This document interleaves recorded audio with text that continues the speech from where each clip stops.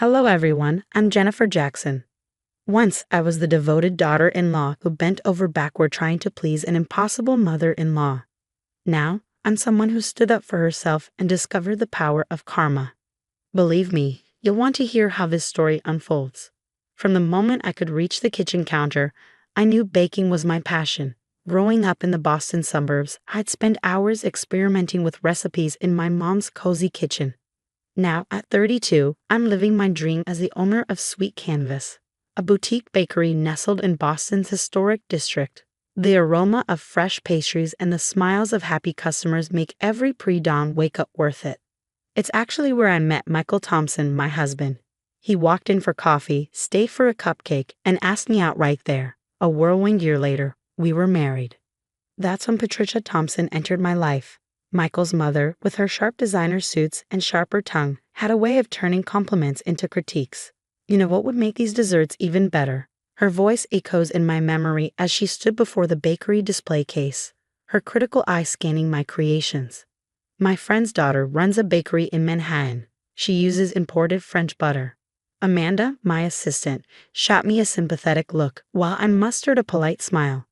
This was Patricia's way, offering unsolicited advice with an air of superiority. Just then, my sister Rachel strolled in. "There's my favorite baker, and those are definitely my favorite lemon squares in the window," she declared, her warmth a much-needed balm. Rachel has always been my rock. The bell jingled as Michael entered. "Mom, I thought you had a meeting with your decorator." "Just stopping by to help Jennifer with a few suggestions," Patricia replied, adjusting her scarf with a flourish. "Someone needs to guide her." I glanced at Michael, silently pleading for backup. He offered his usual helpless shrug, leaving me to fend for myself. Later that evening, as Amanda helped close up shop, she leaned against the counter. "You don't have to take this, Jess. Your bakery's thriving. Didn't we just get a glowing write-up in Boston Magazine?" I nodded, though my voice wavered. "I'm trying to keep the peace. Besides, the article speaks for itself." "Maybe," Amanda said, her expression troubled. "But something about Patricia feels off. Be careful, okay." I brushed off her concern. If only I'd known what lay ahead. Patricia's meddling was far more insidious than I could have imagined. The signs were all there, but I missed them until it was nearly too late. Patricia's 60th birthday party was meant to be the event of the season. When she asked me to cater it, I thought it was my chance to finally win her approval. For 3 days straight, I worked tirelessly, hand-painted macarons, a 6-tier cake adorned with delicate sugar flowers, and an array of her favorite French pastries. The night of the party, the marble foyer glittered with Boston's elite. As I arranged the final dessert display, I overheard Patricia's voice drifting from a nearby group. "Oh, the cleaning service did a wonderful job with the setup," she said, waving a manicured hand. "Maria, or whatever her name is, also bakes." My hands froze. Amanda, carrying a tray, nearly dropped it. Someone in the group corrected her. "That's your daughter-in-law." "Oh yes, of course," Patricia replied with a dismissive laugh. "She does own that little shop." "Speaking of bakeries, Catherine, how's your daughter's shop in New York? Michael always raves about it when he visits." My heart clenched. Michael visits New York? He'd never mentioned that. Later, while retrieving my coat from Patricia's study, I overheard her voice again, cold and calculating. "The plan is working perfectly," she said into the phone.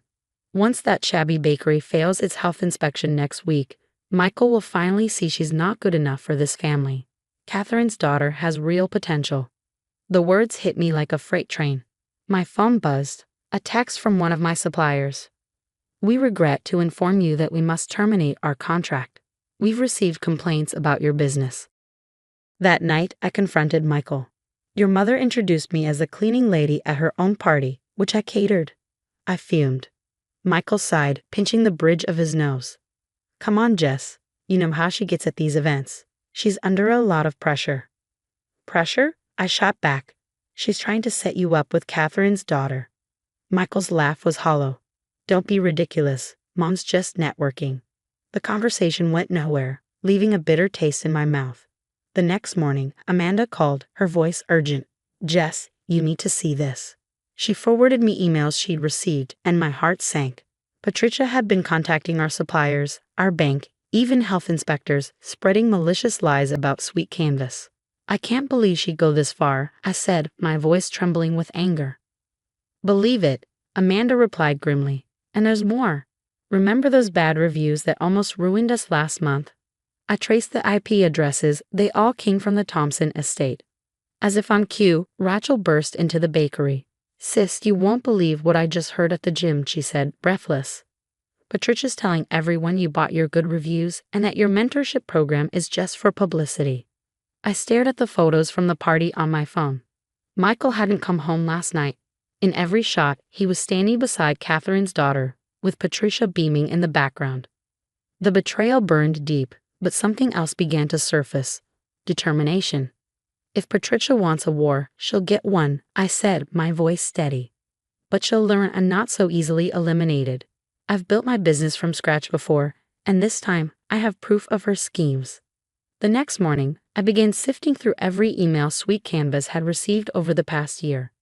Amanda's tech-savvy friend helped us recover deleted messages, and what we found left us stunned. Look at this thread, Amanda said, pointing to her screen. Patricia posed as a health inspector to scare off our suppliers. She even faked documents. Before I could respond, Rachel rushed in, phone in hand. Jess, you have to see this, she said. She pulled up security footage from her real estate office. It showed Michael meeting with Catherine's daughter and signing papers. He's been taking out loans against his properties, Rachel explained. Patricia's been covering for him, using her connections to hide the paperwork. My phone buzzed, a call from an unfamiliar New York number. Mrs. Jackson, a man said. This is Marcus Chen from the National Food Network. We're interested in featuring Sweet Canvas in our Hidden Gems series. Hours later, Patricia must have caught wind of it. She started spreading rumors of food poisoning at my bakery, but she didn't know I'd been documenting everything. Marcus called back, his tone calm but resolute. Mrs. Thompson, we received your intriguing email about Sweet Canvas. Funny thing though, we also received evidence of your systematic harassment campaign, including attempts to sabotage a youth culinary program. I could practically hear Patricia's world crumbling through the phone. Then came the final blow. Michael's office called to inform me that his gambling debts had exposed a massive fraud scheme at his firm. Not even Patricia's social connections could save him this time. You know what's ironic? Amanda said as we watched the scandal unfold on the news. If Patricia hadn't tried to destroy you, none of this would have come to light. My phone buzzed again. Another call from the National Food Network. They wanted to feature not just the bakery, but our entire youth mentorship program. And they weren't the only ones interested. A year has passed since Patricia's infamous birthday party. Sweet Canvas now boasts 3 locations across Boston, and our youth culinary program has become a national model. Today, I'm catering the mayor's annual charity gala, the very event Patricia once chaired with such pride. Did you see this? Amanda asked, showing me her tablet. Michael's firm had made the Wall Street Journal. The scandal not only exposed his gambling debts, but years of corporate fraud. Patricia's estate sale, she moved into a smaller condo. I heard through mutual acquaintances that she's taken up baking classes. A small part of me hopes she finds peace, far away from my kitchen, of course. Miss Jackson. Lily, now my head pastry chef, called from the kitchen. The Food Network crew is here for the final filming. The documentary, Second Chances and Fresh Starts, premieres next month. It tells the story of Sweet Canvas and the 201 culinary careers we've helped launch this year alone. As I stepped into the bakery's bustling front room, the mayor's wife approached with a warm smile. Jennifer, the other board members were right. Your story is so inspiring.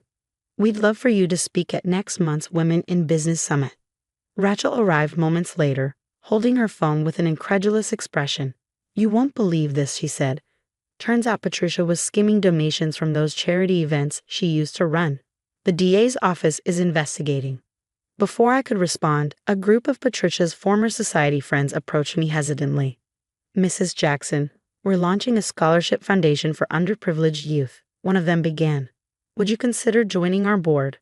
The irony wasn't lost on me. These were the same women who once looked down on my little bakery. Now, they were seeking my advice, not for revenge, but because they'd finally seen what genuine community support looks like. My phone buzzed again. Another email from Michael's lawyer. He was still trying to claim part of Sweet Canvas in the divorce.